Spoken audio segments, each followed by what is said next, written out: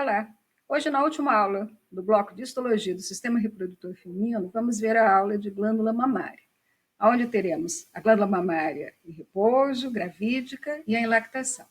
Bem, as glândulas mamárias são glândulas sudoríparas modificadas, que ocorrem entre a quarta e a sexta semana de gestação, elas se formam no embrião, por meio de um espessamento bilateral do ectoderma epidérmico, que é chamado de crista mamária, e que vai desde a região axilar até a região inguinal. A maior parte desse espessamento, ele evolui a partir da 9ª semana de gestação, mais ou menos uns 2 meses, mas um par permanece presente na região torácica, né? Que são chamados de brotamentos mamários primários. Ocorre, então, o crescimento desses brotamentos em direção ao mesênquima, ele torna-se indentado em relação a esse mesênquima e formam o que nós chamamos de brotos celulares, que crescem e se canalizam, né, formando os dutos galactóforos. Esses dutos se abrem na superfície da epiderme, na região que vai se formar o mamilo e, consequentemente, ao redor a areola. A persistência da crista mamária, ela pode levar à formação de mamilos acessórios, como são vistos aqui ao longo da linha da crista mamária, é? Ou, por exemplo, aqui na região axilar, enfim, ou o aumento dos mamilos também, que é chamado de politelia. Então, aqui vocês podem ver nesse quadro esse aumento, né, essa manutenção dos mamilos ao longo da linha da crista mamária. Mas esse é um assunto que vocês vão estudar com mais detalhes no caso clínico, onde vocês vão abordar esse assunto do ponto de vista clínico. Bem, as glândulas mamárias são formadas por um conjunto de glândulas tubulo-alveolares, organizadas em mais ou menos 20 lobos. O lobo é definido como um duto galactóforo, é? Que vem desde o mamilo e os túbulos que se ramificam a partir dele. As ramificações secundárias, por sua vez, né, de cada extremidade desse duto, ela vai se ramificar e vão formar o que nós chamamos de lobos. Né? Então, nós vamos ter no mamilo os seios e os dutos galactóforos, cada duto, mais ou menos uns 20, de 15 a 25 dutos que estão presentes, elas vão dar origem a um lobo, ao passo que as ramificações de cada segmento dentro do lobo dará origem ao lóbulo.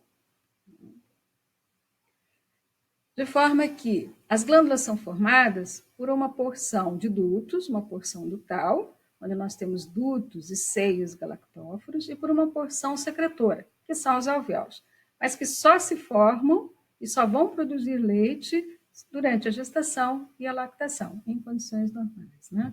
Entre estas estruturas epiteliais, a gente tem um tecido conjuntivo denso, que, dependendo da fase da mulher, pode apresentar mais ou menos tecido adiposo ou mais ou menos hidratado.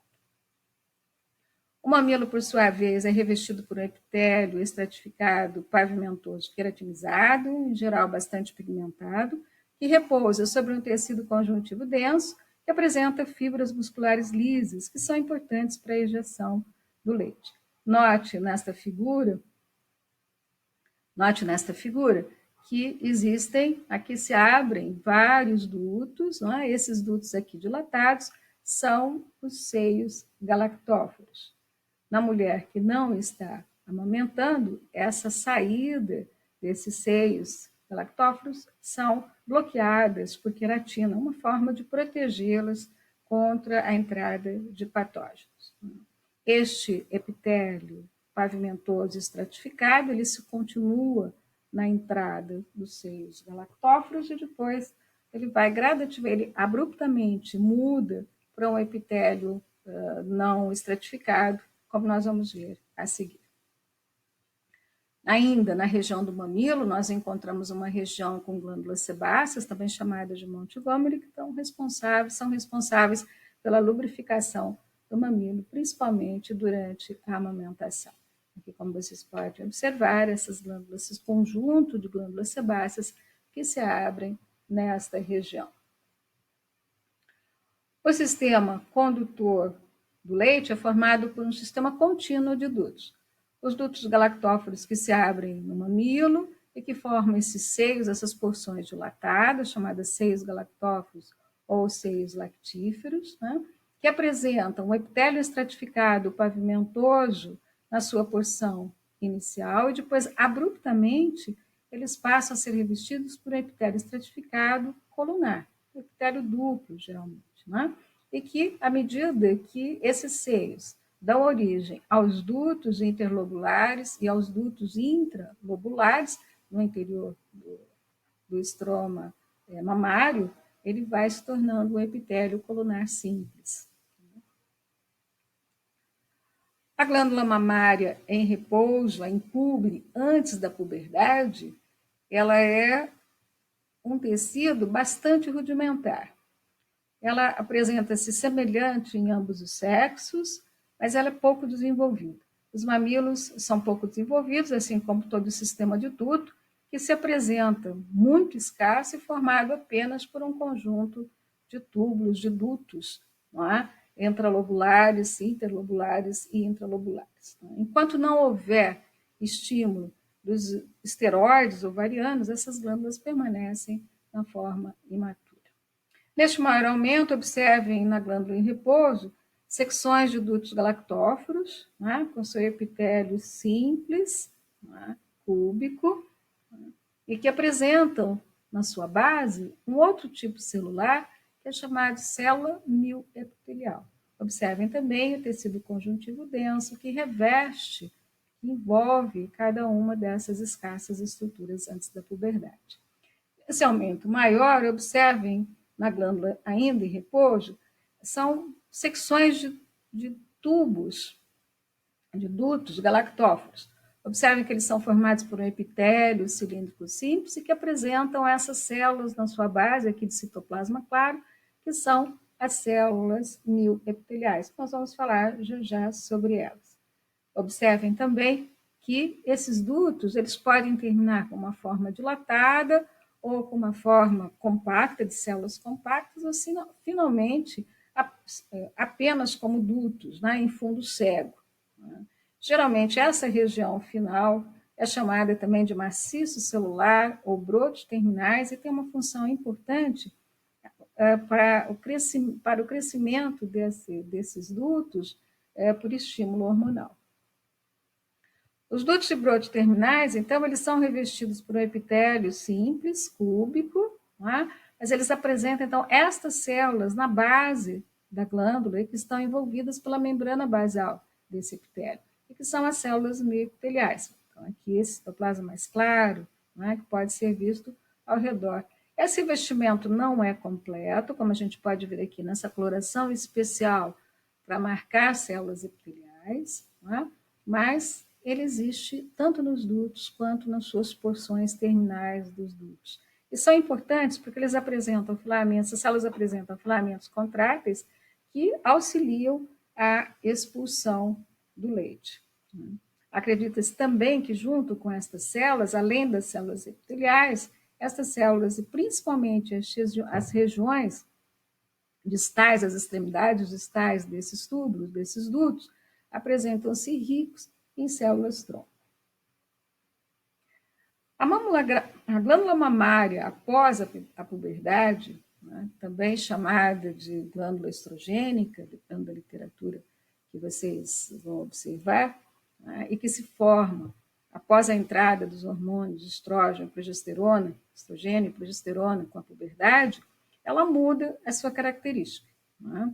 Esses hormônios eles vão estimular o desenvolvimento dos dutos galactóforos e de um tecido fibra adiposo em toda a glândula, de forma que ela passa a ter uma forma, inclusive dada por esse acúmulo de tecido adiposo.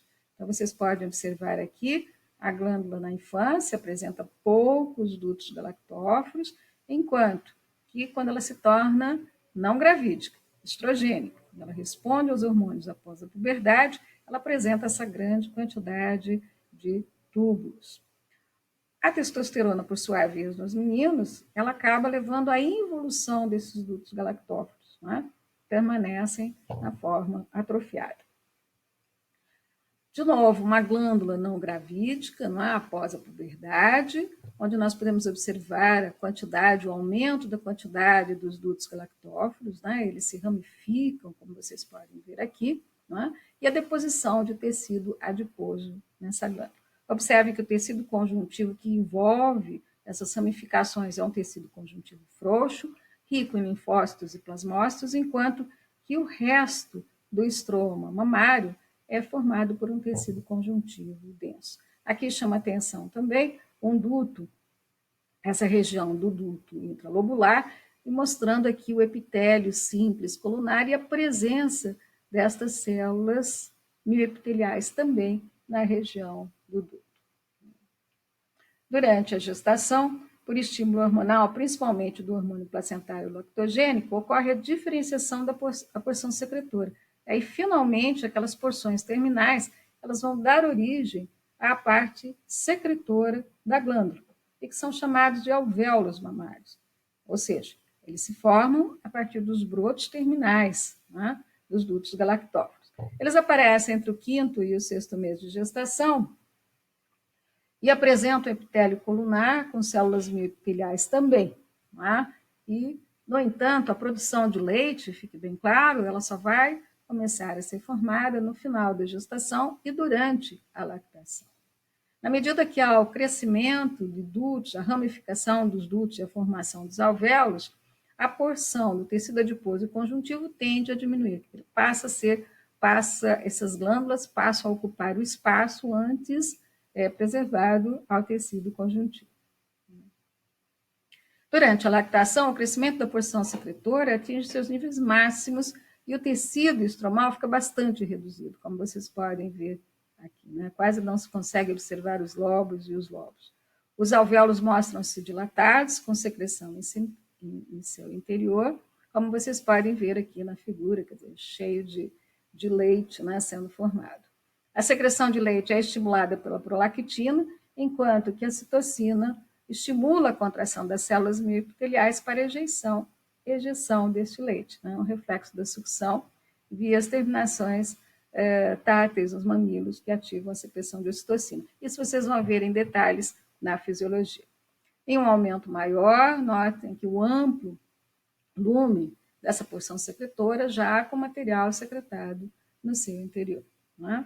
E notem que esses alvéolos são formados por um epitélio secretor, né? Epitélio cúbico simples, com células mioepiteliais. Aqui neste pequeno aumento, vocês podem observar que as células mioepiteliais formam um arcabouço que, quando elas contraem, então elas ajudam a ejeção desse leite. Quando comparamos a fase gestacional com a de lactação, vejam que o aumento dos dutos e dos alvéolos, principalmente, né, ocuparam o espaço do estroma interlobular. Então, aqui praticamente o que era amplo torna-se bastante adelgaçado, difícil de ser visualizado, né? E que as porções secretoras estão todas em franca atividade. O leite produzido pelos alvéolos é constituído por lipídios, por lactose, por proteínas, né, carboidratos e proteínas.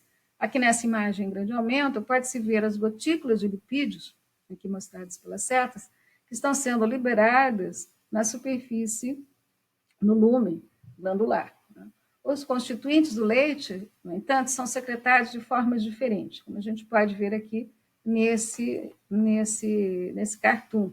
Né. A atividade dos alvéolos inclui a secreção de lipídio de forma apócrina, né? Ou seja, parte do citoplasma apical da célula é extruído junto com o lípido, né? A secreção de proteínas de forma merócrina, ou seja, formam-se vesículas de secreção que são liberadas na superfície da célula, carboidratos que são liberados como um fluido a partir de vesículas de Golgi que se abrem diretamente na superfície da célula, né? E ainda nós temos a secreção de imunoglobulina A, de IgA, né, por transcitose, ou seja, endocitose e exocitose produzida pelos plasmócitos que estão no conjuntivo abaixo, na região perialveolar. Então, são várias atividades para a constituição do leite. Durante o ciclo ovariano, as oscilações do estrogênio e da progesterona alteram a glândula mamária, sem dúvida. Embora exista muita discussão a esse respeito, acredita-se que o estrogênio aumentado durante a fase folicular induz uma proliferação discreta de células epiteliais ductais e a expressão de receptores para a progesterona. Na segunda metade da fase luteal, quando existe aumento de progesterona, com níveis ainda altos de estrogênio, acredita-se que ocorra um aumento na formação dos brotos epiteliais, nas extremidades dos ductos galactófaros, né? Uma discreta ramificação e uma maior hidratação dos tecidos estromais. A queda desses níveis, com o colapso do corpo lúteo, faz com que essas terminações degenerem e entrem em apoptose, até que o novo ciclo, com teores aumentados de estrogênio e progesterona, estimulem os dutos novamente. Certamente, na aula sobre câncer de mama, vocês vão ver esse crescimento e essa regressão durante o ciclo menstrual e as prevalências de câncer devido a esse movimento de formação e regressão dos dutos. Bom, finalmente, este diagrama resume as etapas da diferenciação das glândulas mamárias ao longo da vida da mulher. Na infância, com dutos interlobulares escassos, são escassos, enfim, mas existem. Após a puberdade, com alongamento e ramificação dos dutos. Na gestação, com a diferenciação da porção secretora, os alvéolos glandulares, que nas fases finais da gestação e na fase de lactação estão produzindo leite. Após a menopausa, túbulos regridem, em grande parte, devido aos níveis cada vez menores de estrogênio e progesterona. Bem, finalizamos aqui mais um bloco de histologia do sistema reprodutor feminino. As imagens foram retiradas para as referências, ou então estão assinaladas em cada figura. Ou seja, desculpe, as imagens foram retiradas dessas referências, ou se não, elas foram assinaladas em cada figura. Para o estudo, eu sugiro o livro de histologia básica do professor Junqueira e Carneiro, ou de histologia do professor Paulo Abrahamson, e para a prática, o MOL Histologia Online, que está aqui referenciado. Caso tenham dúvidas, por favor, entrem pelo fórum de dúvidas no Google Class para que possamos ajudá-los. Bons estudos!